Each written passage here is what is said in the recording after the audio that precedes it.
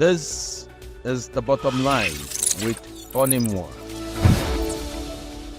He is an academic, a project coordinator specializing in agricultural economics, and has overseen the execution of projects in Cameroon like the Northwest Development Authority, the Grassfield Participatory and Integrated Rural Development Project GPDRODEP. He also worked in WADA, and now he is the coordinator of the Rice Value Chain Development Project. Mr. Muluh, Gregory Muluh, you are welcome to the program, The Bottom Line, with me, Gregory Muluh.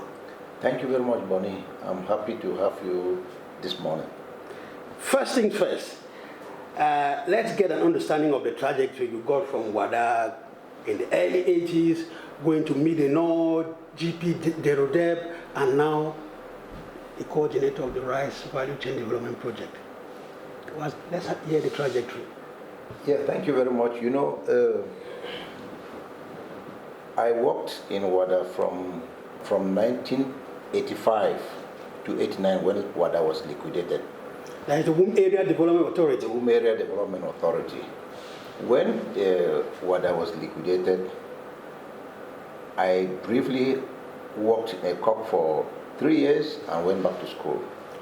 When I came back from school, I was posted to Mid-North, where I headed the technical department for a couple of years. During those years, the idea of actually getting Mid-North as a supervisory authority instead of implementing projects came up. So we now decided to conceive projects, get the implementation units to implement the projects while Mid-North supervises the projects.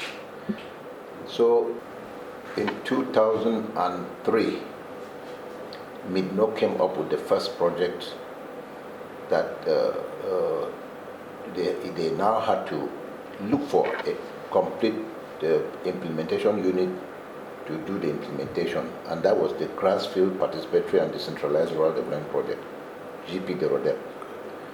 Coincidentally, after conceiving that project, I was appointed the first project coordinator.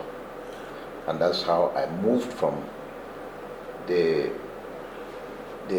typical Mid-North structure to GPDRODEP, the project which was actually launched in Mid-North. That was executing project. Yes, it was launched in Mid-North, so it was like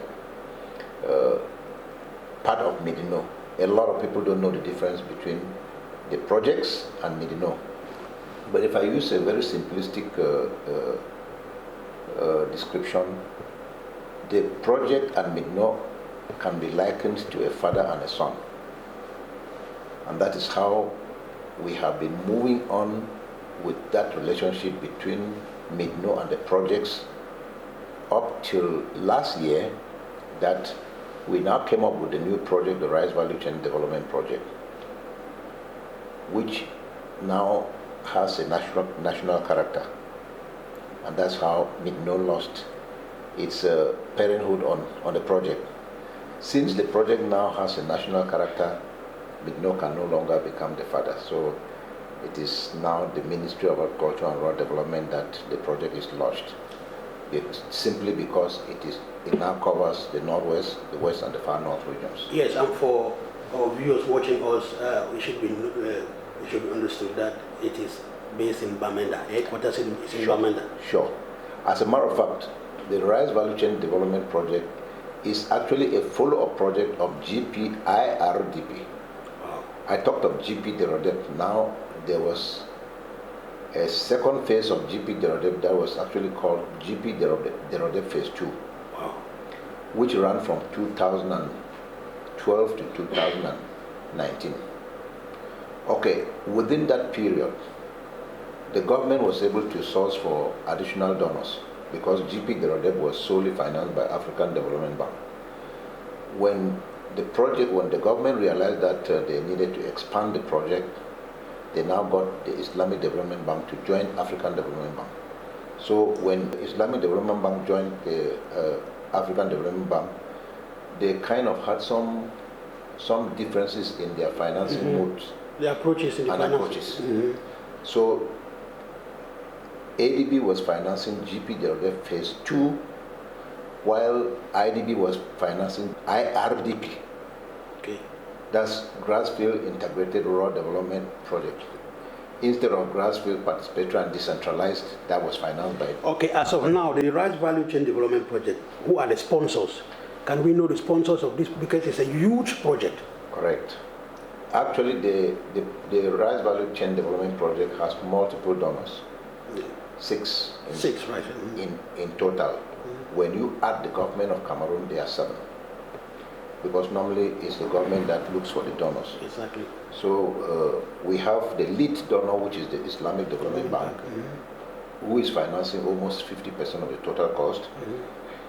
Then you have Badea, you have OPEC, you have Kuwait Fund, you have Saudi Fund, and you have Abu Dhabi Fund. So we have a total of 6 donors. 7 plus the government. Plus the government, 7. Yes, when you talk about the liquidation of water, I have a lot of nostalgia. It's like, oh my God, did you shed a tear when you heard that water was going to be liquidated with all the good things that we know about water?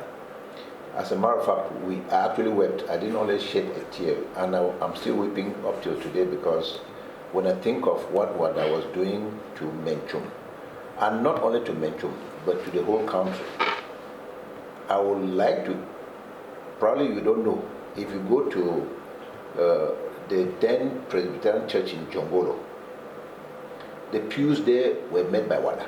Wow. So water's impact was not limited to... Was felt beyond the Northwest region. It was felt beyond the Northwest. And so when water was liquidated, to me, as a technician, it was an ill-advised decision. Because water was able to actually auto-finance itself. Water did not depend on government for the But they also had external funding, like the German, the technical, yes. and stuff. They had external funding, which was just to kind of boost their production. And I think those are some of the if I use the word, it might be too hard, but those are some of the ills of this structural adjustment plan. You talk about the Presbyterian Church in Jongolo. When you talk about Presbyterian Church, I see you. We know that your contribution in these projects have greatly impacted the communities in the Northwest.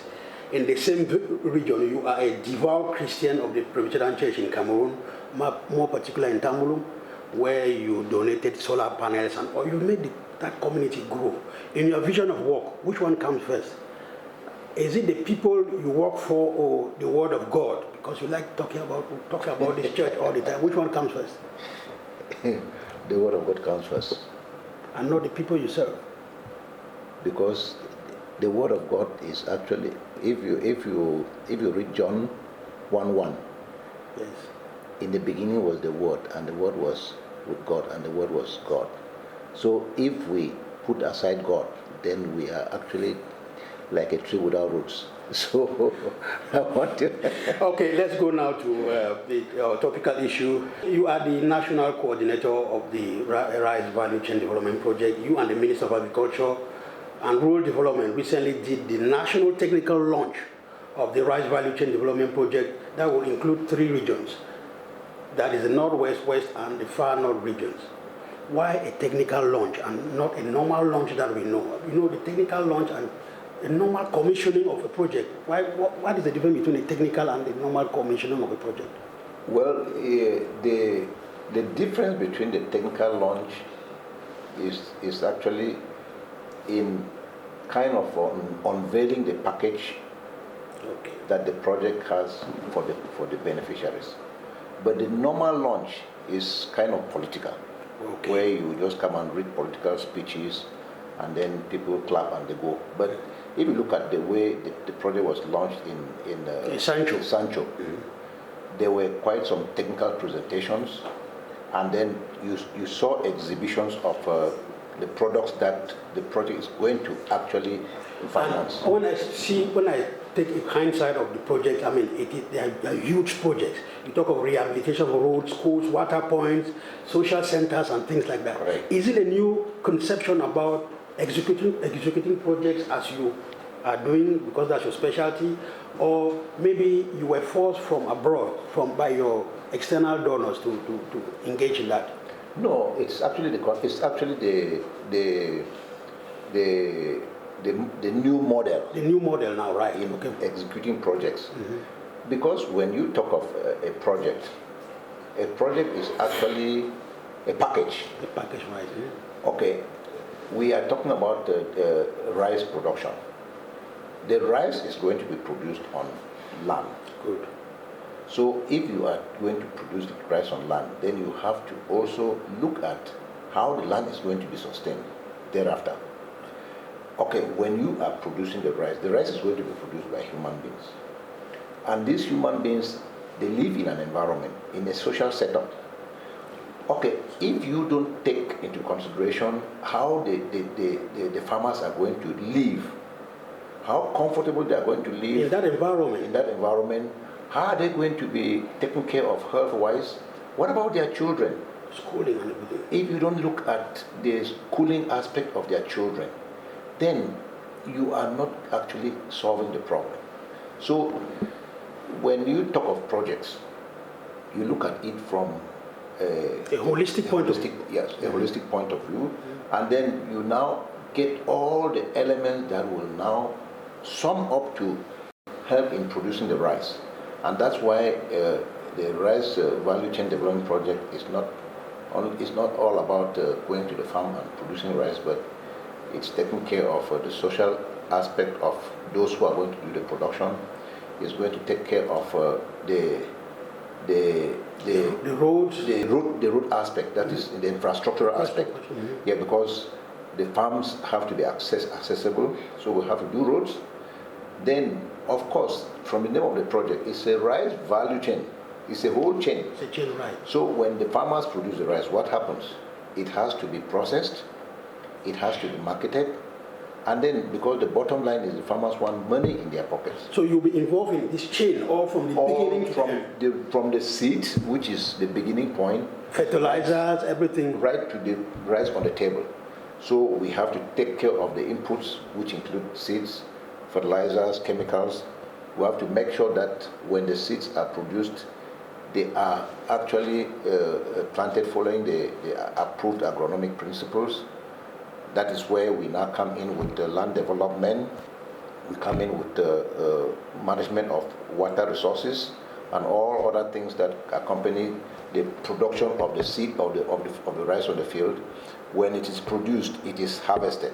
When it's harvested, it is stored under certain conditions so that it should. We are not on warehouses and other things like that. So warehouses come into play. When it is stored and it gets to the level where it has to be processed, it's taken to the mills for processing. When they process it, then you now take it to the market. And of course, when you take it to the market, it is not just in the air. We have to also look for markets. Potential buyers too. Potential buyers. And you know, there is always this periods of plenty and periods of scarcity. Right. So if the farmer wants money, so we also factored the aspect of storing the produce and only selling it when the market prices are best. So that's where we also have storage facilities and a whole lot of things that will make sure that when the farmers sell their produce, they should have the best.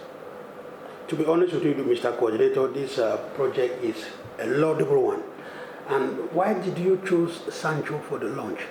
Maybe the far north or the northwest where we know about the rice. I mean, why did you choose Sancho?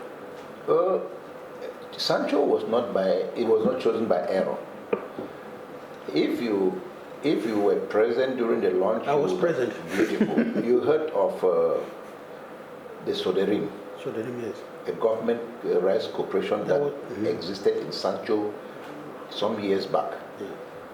So we went to Sancho because of the historical background of that particular area in rice production. And I again go back to the ills of the structural adjustment plan that caused the closure of that structure. So we went back to actually tell the people that we have come back to make sure that you continue with what you were doing and actually earning some monies for your families.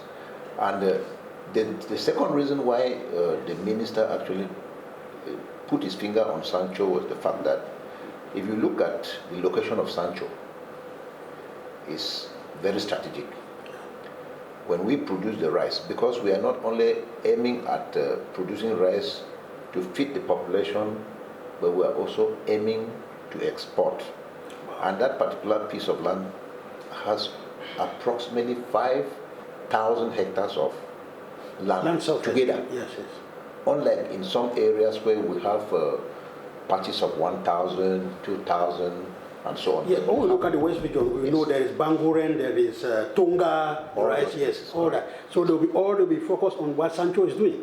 So Sancho is there carrying out his own activities, Banguren is there carrying out his own activities, Tonga is there. Mm-hmm. So Sancho was just like the model, and what will happen in Sancho will happen in the other areas where they have the potentials. Yeah, but still, I still have some misgivings. I thought that maybe the Northwest, where you have the UNDP, the Nob rice, and of course we have good memories of Isu rice. You know Isu rice. Of course. There is rice in Guyama. There is rice in Mile 28 around Tingo. Yes. That would have, yeah, that would bull rice too. That would have been a preferred place for the launch. No. Why? Okay, you see, the project is operating in 3 regions. You have the far north, you have the northwest, and then the west. Our geography indicates that the west is the central. It's not actually central per se, but it's kind of in between the far north and the north. Northwest. And the northwest, right? Yes. So the first choice was, let us launch it in the middle middle belt. Belt, correct. And when we now got there, the choice of Sancho, as I already told you, is a historical place for rice production. Yes, the launch of this project is in line with the import substitution initiated by government in the year 2021. It is being heralded by some senior government officials as the dawn of a new era that will actually spur local production. How can we believe that it will spur local production when rice is still coming from India, from China, in great quantities? That's going to work. You see, the truth about rice as one of the key elements or food items that is being promoted by government under the import substitution policy is actually real, because at the moment government spends billions in importing rice every year. Meanwhile, we have all what it takes to produce rice, feed Cameroonians, and even export excess to neighboring countries. So it was just but logical for government to come up with this import substitution policy, where it will not only help in the balance of trade, right? but it will also help in generating thousands of jobs. Because, okay, for instance, it is not only the rice value chain project that's intervening in Cameroon in this sector. Yeah, that's true. You just mentioned of UNVDA. Mm-hmm. You have in the far north, you have Semri, right? Semri that is producing rice, mm-hmm. And you have a host of other government projects like a rice value chain project that's also carrying out similar activities like we are doing. For instance, the Viva Logon, the Viva Benue, and the rest, and the others. So what we are saying here is there is a deficit of close to 650,000 tons of rice that government has to actually close the gap. And the project, for instance, the rice value chain project alone is, we are targeting from 2025, 2026 to be putting on the market close to 45,000 tons of finished, the white rice, the polished rice. Yeah. And the others will also do same. And we are starting with 7,000 hectares, but by the time the project comes to an end, we should be on not less than 10,000. And in the areas where we have the facilities of having 2 crops a year, of course the figure will will kind of double. Yes, when you look at hindsight, you have your works have influenced, rural development and policies in Cameroon. I want to take the case study of the Gayama and the Ndop rice. When you see what is happening in these areas, it has impacted on the lives of the people. How do we move from here now to move to other parts of the country so that the Gayama, the Ndop, and the other places can now also be examples to other parts of the country to emulate? The problem is money. If we have the cash, then we can expand. By the way, let me tell you that the rice value chain project is starting with swamp rice. Swamp rice, okay. Just because it produces, the production is higher than the upland rice. Upland rice. But there is good news for even upland rice farmers. So the one in Ndop and is upland rice? No, it's swamp. It's swamp, okay. Yes. And then Sancho is swamp? Swamp. All what we are doing at the moment is swamp. Swamp, good, okay. And the reason for the choice of swamp rice is simply because it has a higher yield than the upland rice. But the research has just come out with varieties of upland rice that can produce as much as 8 to 10 tons per hectare. Therefore, we are saying that in the next years, government should also look for financing for upland rice farmers to also benefit from this production. So it will no longer be an issue of only areas that have water, like Ndop and Sancho, like other areas. Other areas that have the upland, this thing, they will be able to join the bandwagon. So we are actually appealing to government that they should be able to look for more donors to join the project to finance upland rice production. Yeah, Mr. Coordinator, I will not say you are a secretive person, but I want you to tell us how you narrowly escaped death in the 1986 Legnos gas disaster that killed approximately 1,746 people, 3,500 livestock in Menchum division of the Northwest region. You were a field worker around Subum, and you were told that you left just 2 days before the gas disaster occurred. A day. A day. As a matter of fact, I think. How did you make it? No, I think it was divine intervention, because there was no reason why I left that day. As a matter of fact, I was the chief of sector, chief of sector in Boom sector, with headquarters in Subum. And that was the second hard hit area by the Nyos disaster. On that fateful night, I was there with the director of the technical department of WADA, the incoming chief of sector, and the outgoing chief of sector. We went down to the field to do the handing over. We did the field handing over, and what was left was the office handing over. Since there were 3 vehicles in Subum for that exercise, I pleaded with the director that can we take advantage of these vehicles and start evacuating my things to Wum, so that when we go up with the 3 vehicles, offload the things, then we come down the second day and then round up with the office handover. That's how I escaped. So the director, who is also of late, Mr. Lekunze, he was a special advisor to the Prime Minister. He accepted, he said that was a good idea. So we now packed all my stuff, put in those 3 vehicles, and we drove to Wum. And as God will have it, we got to Wum because of the luggage. The spring of my vehicle got broken. So when we got to Wum, we couldn't come back that same day, because the idea was we go to Wum, offload the things, and then come back the same day, so that we enjoy the Nyos market, and then the following morning we now do the office handover and I go back. So because of the overload, the spring of my Jeep got broken. When we got to Wum, we actually offloaded, sent the truck to the garage that they should repair it immediately and we'll come back. Since we were rushing to come and enjoy the Nyos market, right. As God will have it, the mechanic who was assigned to do the replacement went drinking him and did not do the replacement. And that's how we now slept in the Wum and then escaped dying in Nyos. Did you offer a special service? I have always been offering a special mass. In the projects that you coordinate and execute today, have you ever thought of going back to the drawing board and come up with a structure similar to the Womb Area Development Authority, WADA, that was established in 1965, inaugurated by President Amado Ajo in 1968? Have you ever thought, and despite its closure, WADA's impact was still taught in schools, like a case study of local development? Agri School Bambile, I was a student there, and WADA was always a reference. A reference. So have you ever thought, in the projects that you execute today, have you thought of going back and creating something like WADA?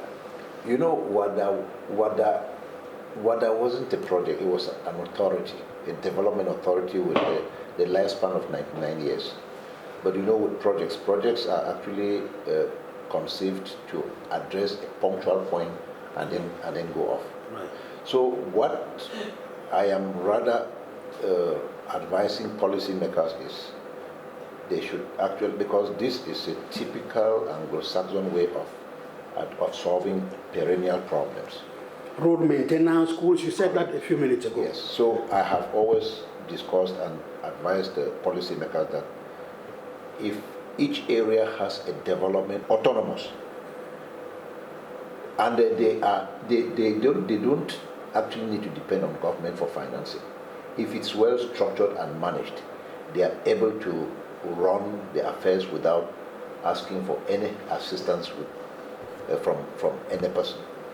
I've done that several times. But let's get the cat out of the bag. Is WADA in the pipeline of being back to life? Those are very political, decisions. That's why I keep saying that the closure of WADA was an ill-advised decision, and up till today, you know the infrastructure that are rotting up in the hills of a Womb Area Development Authority. Those structures are still very, very good, and I think if I were in a position to take a decision, I will sign a decision reinstating WADA immediately, because those structures are useful. In the days of WADA, the road between Bamenda and Womb was always good. Why? It was being maintained by WADA, and the roads in all the road networks in Menchum were impeccable. We used to even if they were not tarred, but they were good. They were good. We don't need tar. We're taking 1.5 hours from Womb to Fundong for walk. We're going down to right to Misaje for walk. Why can we not go day to day? It's because WADA was closed. So I think if those who are in power can actually think of putting in place structures like that all over the place, I think it would be a very big. Yes, as we said in the introductory part of our program, you are a devout Christian of the Presbyterian Church in Cameroon, and we know that the Presbyterian Church in Cameroon recently elected its new moderator in the person of Hans Miki. What's your take on that? The new moderator, from my own perspective, is a pastor. He's a pastor with a calling. And if he can actually leverage on his experience, because if you look at his experience, he started having or holding positions of responsibilities quite early. He's still a young man, but with a lot of experience. If he actually follows the constitution of the Presbyterian Church in Cameroon, coupled with his pastoral training, I think he will make a very good moderator. Yes, you are oblivious of the fact that the people of this area they've gone through some very hard times. I mean, there was no leader. I mean, the traditional leader was not there. So now that you've got a new fund, do you think that's a dawn of a new era? And maybe you were also the architect of this fund becoming a fund. What role did you play? I am not the kingmaker. I'm not of the royal family. I'm just an elite, and when they solicit the assistance of elites in carrying And not just any type of elite, a person who has a heart for his people. Kind of. Thank you. Yes, so the Pinyin people have actually, they have a history of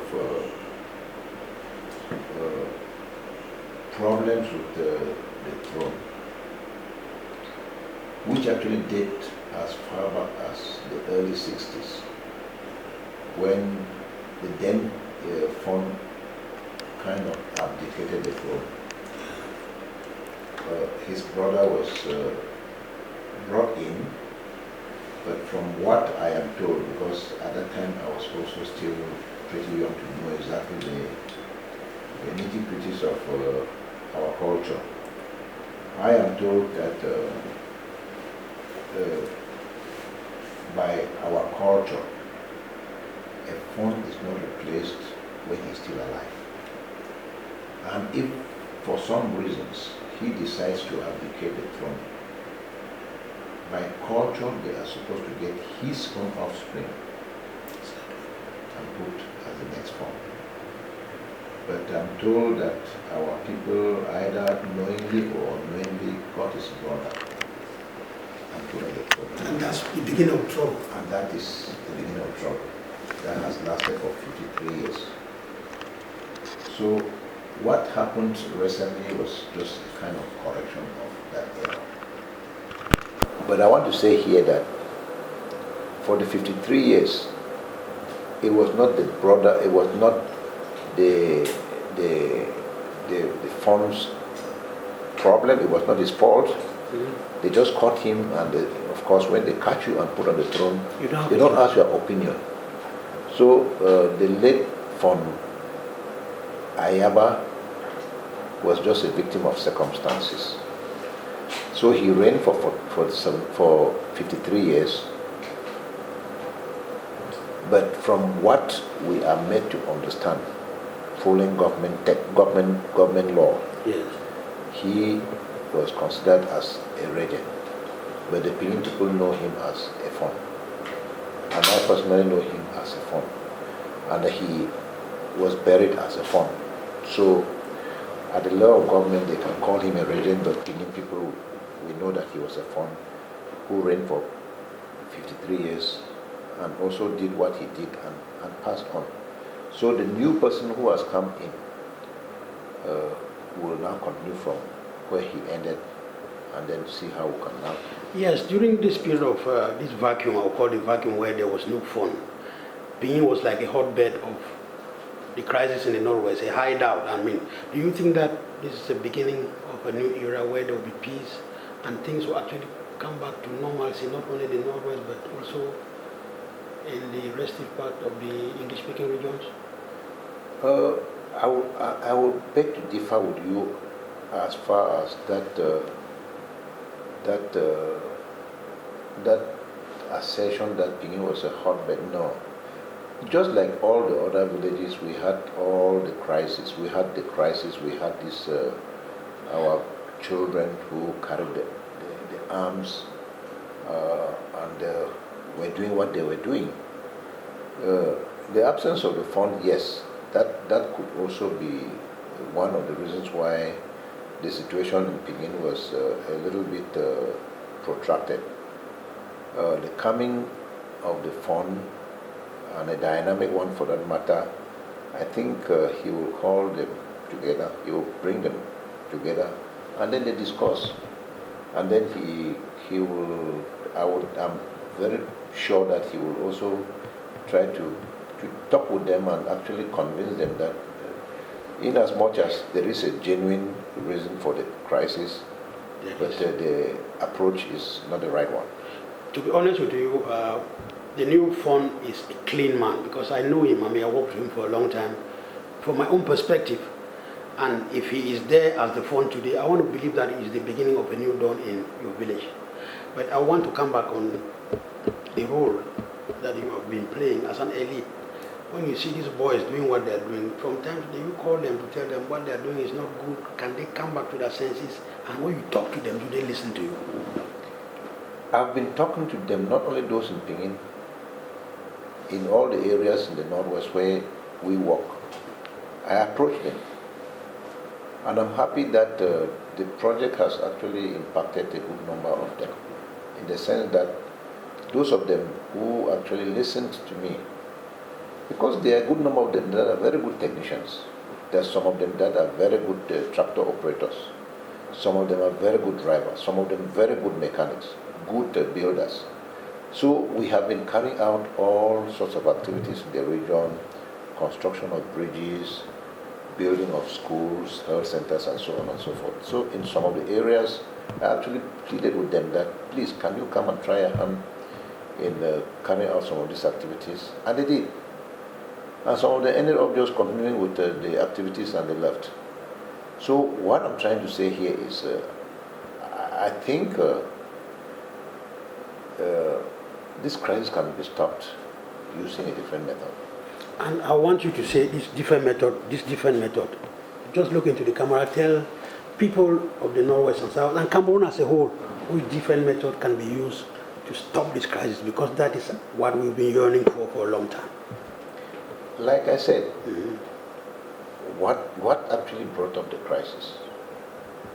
If we look at what brought up the crisis and look at the development activities that are being put in place by government, I think these development activities can actually solve the problems. By, first of all, they were complaining of no roads if the roads are provided. They were complaining of no schools if the schools are provided. They were complaining of no jobs if the jobs are provided. Why would they stay in the bushes? I was discussing with one of my colleagues, project manager, not even in Cameroon. So he told me that one of the ways he has used in actually calming down the rebellion in his own area, he got government to give him some reasonable amount of money as a loan facility. He now used it to get most of these guys conceive projects, small agricultural projects. Then it's an interest-free loan. Okay, they are going to pay the monies back only through produce when their crops start producing. Now that we're doing rice, which is a seasonal crop, it takes 3-4 months for the rice to mature. So I think it's simple dialogue. They have their leaders. If they are guaranteed that this is what government is going to provide for their well-being, if they are guaranteed that they are not going to be pursued, I think they will stop. That's the simple truth. And the discussions we've been having with them as we go down to the field actually prove or actually attest to what I'm saying. So I think it is just a matter of the change of approach. The guns will not solve the problem. It will rather complicate things. Thank you for talking to Bottom Line, Mr. Coordinator. Thank you very much.